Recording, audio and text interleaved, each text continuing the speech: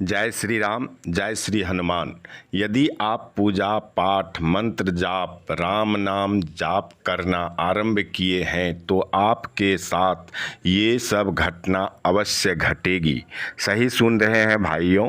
यदि आप राम नाम जाप करना आरंभ किए हैं या सुंदरकांड पढ़ना शुरू किए हैं, हनुमान चालीसा पढ़ना शुरू किए हैं, तो आपके साथ कुछ ऐसी घटना है जो निश्चित रूप से घटेगी ही घटेगी।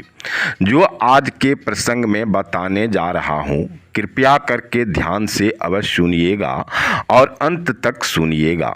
उससे पहले मैं ब्रजेश पाठक आप सभी सुनने वाले को अपने YouTube चैनल पर हार्दिक स्वागत करता हूं और एक निवेदन करता हूं कि यदि आप चैनल पर पहली बार विजिट किए हैं तो चैनल को कृपया करके सब्सक्राइब कर लीजिए और ऑल पर अवश्य सेट कर लीजिए ताकि इसी प्रकार का प्रसंग नोटिफिकेशन के द्वारा आप तक तुरंत पहुंच सके। भाइयों, यदि आप पूजा पाठ मंत्र जाप सुंदरकांड हनुमान चालीसा किसी भी प्रकार की ईश्वरीय भक्ति शुरुआत कर दिए हैं तो आपके साथ कुछ ऐसी घटना है जो घटने शुरू हो जाते हैं और आप समझ नहीं पाते हैं कि ये क्यों हो रहा है। बात भी सही है पर अकारण कुछ नहीं घटता है। सब श्री राम श्री हनुमान जी की कृपा से घटती है, क्योंकि हम में आप में यह क्षमता नहीं है कि उनके संकेतों को समझें। उनके संकेत बुरे रूप में भी आते हैं और अच्छे रूप में भी आते हैं। अच्छे संकेत आ जाते हैं तो खुशी होती है और बुरे संकेत आ जाते हैं तो हम सहम जाते हैं। लेकिन हमें सभी संकेतों को ईश्वरीय रूप देकर स्वीकार कर लेना चाहिए। इसे एक भक्ति ही समझनी चाहिए। चलिए बात करते हैं उस घटना की जो पूजा पाठ ईश्वरीय भक्ति करना शुरू किए हैं तो कलह होने शुरू हो जाते हैं। भाइयों, आपके घर में कभी पूजा पाठ गहरा रूप से नहीं हो रहा था, आपने समय देना शुरू किया तो थोड़ी बहुत कलह आने शुरू हो गई। तो आपको भी लगता है कि जब से ईश्वरीय भक्ति शुरू किए हैं तभी से घर में कलह की शुरुआत हो चुकी है। ऐसा हो भी रहा है। इस कलयुग में होगा भी क्यों नहीं, बिल्कुल होगा। निश्चित मान लीजिए कि आपके घर परिवार में कलह होगा। नहीं हो रहा है तो होकर रहेगा। ये कलयुग की देन है, क्योंकि कलयुग को ये स्थान राजा परीक्षित दिया ही नहीं था जो आप कर रहे हैं। जब राजा परीक्षित को कलयुग नहीं बख्शा तो हमको आपको कैसे बख्श देगा। जिस कलयुग को राजा परीक्षित दया करते हुए रहने का स्थान दिया था, स्थान लेने से पहले कलयुग ने धर्म की 3 टांगें तोड़ दी थी तो बच गया कितना टांग? एक टांग जो धर्म की है। एक टांग वाला धर्म कितना अधर्म को हरा पाएगा। इसलिए कलयुग में धर्म कमज़ोर है और धर्म पर चलने वाला अति कमज़ोर है। इसी धर्म की रक्षा करने के लिए श्री हनुमान जी को श्री राम भगवान छोड़ गए हैं। भाइयों, ये बात सत्य है कि उस 3 टांग वाले में उतनी ताकत नहीं है जितनी ताकत धर्म की एक टांग को है। टांग का मतलब पैर होता है। जो लोग नहीं समझे होंगे उनके लिए बोल दे रहा हूँ। इसी सब कारण से जब आप ईश्वरीय शक्ति से जुड़ना प्रारंभ कर रहे हैं तो आपके घर परिवार में कलह थोड़ी बहुत बढ़नी शुरू हो जाती है। शुरुआत में जब आप पूजा पाठ करना शुरू करते हैं तो जोर जोर से भगवान की स्तुति मंत्र जाप पाठ किया करते हैं, जिससे आपके घर के चारों तरफ का वातावरण उस ध्वनि से प्रभावित होने लगती है। या यूँ कह लीजिए, जहाँ तक आपकी आवाज़ जाती है वहाँ तक की दूरी, लंबाई चौड़ाई को कुल मिला लें, जितना होगा उतनी दूरी तक का स्थान पवित्र होने लगता है। और उतनी दूरी में जो भी बुराइयां शक्ति होती है उसका ध्यान आप पर होगा, आपके घर पर होगा। वे सारी बुराइयां शक्ति मिलकर आपको परेशान करना शुरू कर देगा। आपके घर कलह, झगड़ा, झंझट होने लगेगा, आपको व्याकुल कर देगा, क्योंकि वह यह नहीं चाहता है कि आप अपना जगह वह यह नहीं चाहता है कि हम अपना जगह छोड़ें, अपना घर छोड़ें, हम यहाँ से भाग जाएं।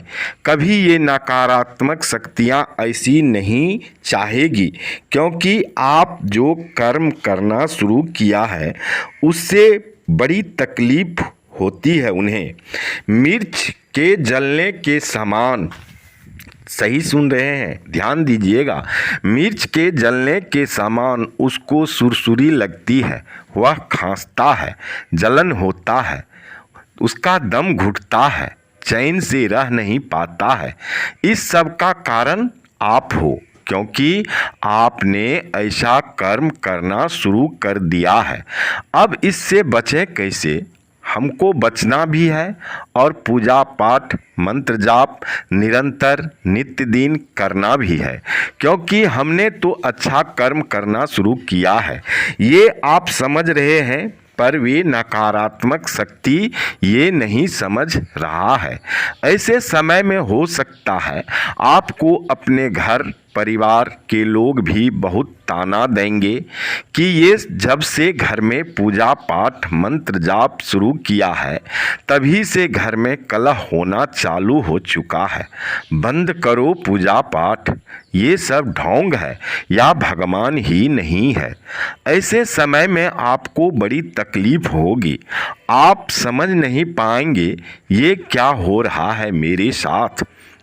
बोलने वाला भी सही बोल रहा है, ऐसा आपको भी लगने लगेगा। तो आपको करना क्या है? इन नकारात्मक शक्ति से भी लड़ना है, अपने घर परिवार की कलह को भी मिटाना है और पूजा पाठ मंत्र जाप भी करना है। यहाँ आप अकेले होते हैं और आपके साथ कोई नहीं होता है, करना केवल आपको ही है।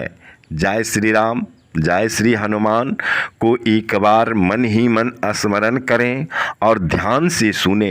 आपको करना ये है कि आप जो शुरू किए हैं कि पूजा पाठ मंत्र जाप, उसका स्वर एकदम धीमा कर दें, एकदम धीमी स्वर में तन्मय होकर जिस देवी देवता की आराधना करते हैं इतनी ही स्वर में करें कि आपके कमरे से वह आवाज़ बाहर न जाए, क्योंकि आप अभी नर्सरी वर्ग के विद्यार्थी हैं।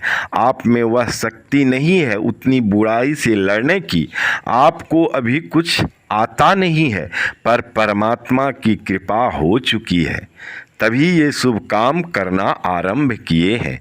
करते रहिए, पर आराम से तन्मय होकर।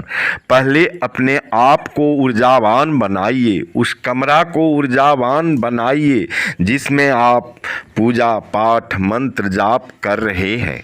धीरे धीरे आप भी ऊर्जावान हो जाएंगे, आपका कमरा ऊर्जावान हो जाएगा, आपका घर ऊर्जावान होने लगेगा। एक औरा शक्ति आएगी, वही औरा शक्ति धीरे धीरे फैलने लगेगा और आपके घर आसपास से नकारात्मक शक्तियां भगाने लगेगी। भाग रहा आपके द्वारा ही, पर आपने एक शक्ति के द्वारा उसे भगा रहे हैं। जिस शक्ति को आप धीरे धीरे संजित किए हैं वह शक्ति व्यापक है, सर्वमान है। वे शक्ति खुद ब खुद उस बुराई शक्ति को भगाने में सक्षम है और वह शक्ति भगाने लगेगी। आप जान भी नहीं पाएंगे, क्योंकि शक्तियाँ जो होती है वे आपको बोलकर, हमको बोलकर काम नहीं करती है, वे निरंतर अपना काम करती रहती है। उस समय आपका यदि कोई अनिष्ट करना चाहेगा तो उसे उस शक्ति से लड़ना पड़ता है, और वे शक्तियाँ बकसती नहीं है और उसका अपने आप अनिष्ट होने लगता है। तो मेरे प्यारे भाई गण, राम नाम जपने वाले या पूजा पाठ करने वाले लोगों के साथ ये सब होना आम बात है। ये घटना प्रायः कर होता है, या हुआ होगा, या हो रहा होगा, नहीं हुआ है तो होगा। खासकर पर्व त्योहार में, शुभ दिन में ये सब ज़्यादा घटित होता है। उस दिन जितना हो सके कम बोलें, आपत्तिजनक बात पर बहस नहीं करें, शांत रहने की सदा कोशिश करें, मन को शांत रखें, सदा प्रभु चरण में ध्यान लगाए रखें। भाइयों, यह प्रसंग कैसा लगा आपको कमेंट करके अपनी राय अवश्य बतावें।